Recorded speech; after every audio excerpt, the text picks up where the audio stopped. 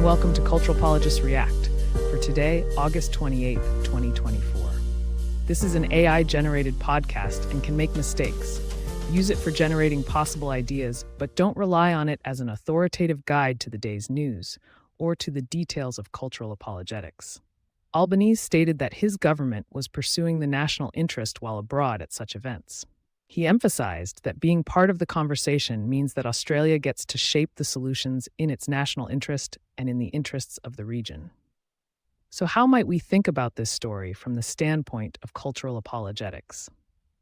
In the midst of Australia's pursuit of a seat at the table in the Pacific Islands Forum, PIF, a striking parallel emerges between the nation's diplomatic endeavors and the Christian concept of shalom. As explored by theologian Walter Brueggemann in his book, The Prophetic Imagination.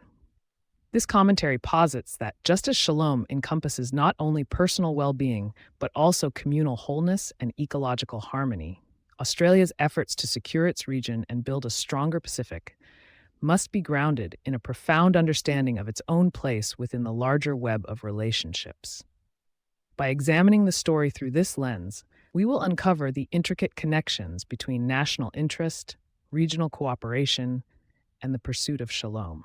In Brueggemann's formulation, shalom is not merely an individualistic notion of peace or prosperity, but rather a richly textured concept that encompasses the well-being of all creation.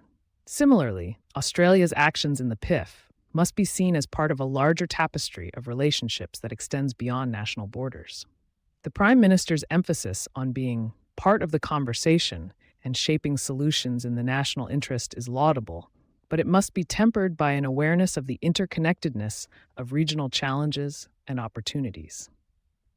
This is where Brueggemann's concept of prophetic imagination comes into play. The ability to envision a future that is not determined solely by narrow self-interest, but rather by a deep understanding of the complex web of relationships that binds nations together. As Brueggemann notes in his book, The Land, the biblical notion of land as a sacred trust underscores the importance of responsible stewardship and reciprocity with the natural world. Similarly, Australia's pursuit of regional security must be balanced against its responsibility to protect the ecological integrity of the Pacific. The story highlights the Prime Minister's commitment to building a stronger Pacific, but this goal must be pursued in tandem with a deep respect for the region's unique cultural heritage and environmental vulnerabilities. Brueggemann's concept of prophetic critique, the willingness to challenge dominant narratives and power structures, is particularly relevant here, as Australia must navigate the complexities of regional politics while remaining true to its values and principles. Ultimately, the story presents a compelling case study in the pursuit of shalom on a regional scale.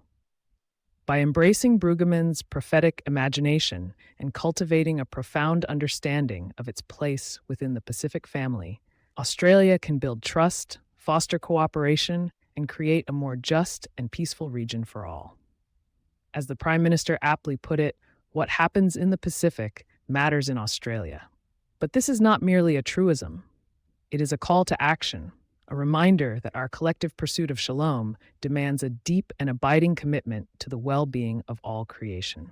Thank you for listening to today's episode of Cultural Apologists React. Be sure to come back tomorrow for a new take on the day's news from the standpoint of Christian cultural apologetics.